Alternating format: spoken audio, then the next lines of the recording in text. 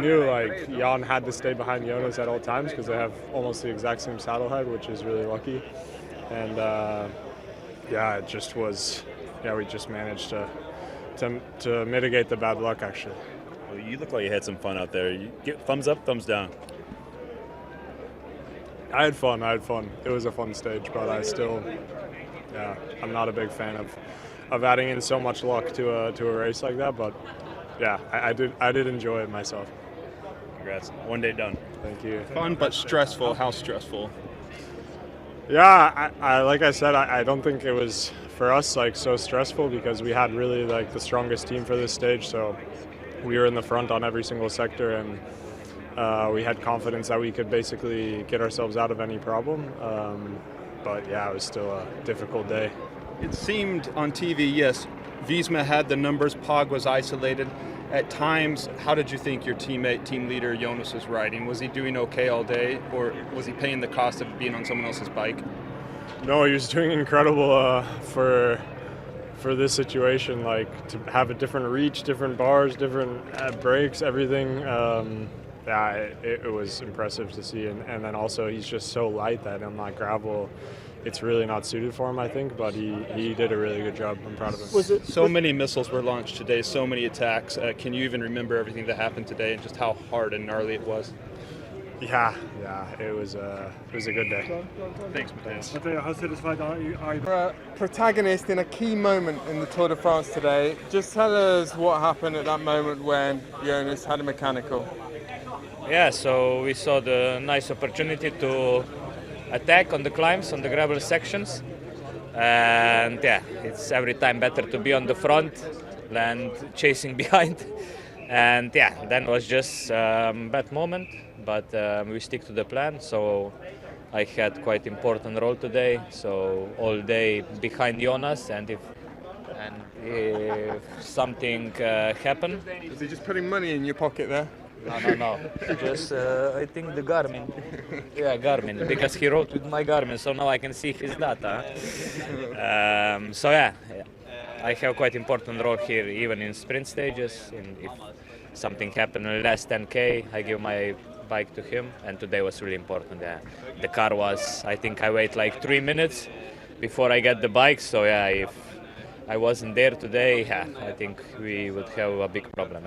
I think he already tried your bike in training camps. How close is it to his bike? How close are the measurements? He rode my bike on training camp, and from my information, it's not a big difference. So really suit him, and it's easy to change. Jan, Tadej at times may look stronger, but I think Visma has the stronger show of force with the team, and you were part of that today.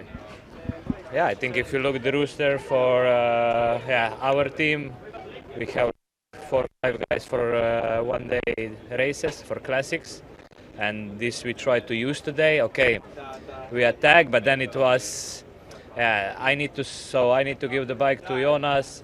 Then Tish has also puncture, so we lose immediately 2 guys, and then Wilco and Bart, they were working already before, so the plan still in the end was good. Jonas was there, but I think if without bad luck, I think we would have. Relieved, are you? I'm of course very, very relieved that I made it safely through the finish without losing any time. Only 2 punctures. One when I went on the bike of Jan, and then I also had a puncture in the last 3K. Only like half a puncture, but I could still finish on the bike. I think I owe all my teammates a big thank you, and they did super well today. Jan gave me the bike, and it's the perfect fit, and the rest of the guys, they kept me in the front the whole time. I entered every sector in first position, and they even closed the gap for me one time when I couldn't follow. So I think I owe them big time after today. You obviously dealt with that moment differently, or maybe the circumstances were different from a couple of years ago on the pavé stage. Is that the result of a bit more experience? I guess so. Also the change there with Jan was really quick. I didn't even get into the cars or anything. I was always in the bunch. So I think we did it super well, and I'm super happy that I can stay. Let us know your thoughts on the gravel today. You let us know your thoughts on the gravel today, this morning. How gnarly was that stage? How difficult? I mean, attacks were going all the time. Yeah, it was just a very, very stressful day. First of all, it was. I mean, I won't hide that I don't think that this belongs in the Tour de France. I mean, it's one thing is how the race is, but like when you do Strade Bianche, it's is it?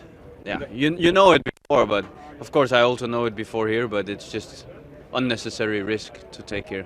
Who would you say was the strongest today? Today, on the gravel sectors, he was the strongest. It favors him also more than it favors me. Especially when it was more loose. Then a guy with my weight it's not really favorable. And that's also when he got a small gap on me. It was like probably the worst sector in case of the gravel, that it was like so loose that I was just sliding around, to be honest, and it was like really hard for me to control the bike. When Matteo and you bridged up to Jonas, did you consider riding with him to open up the gap?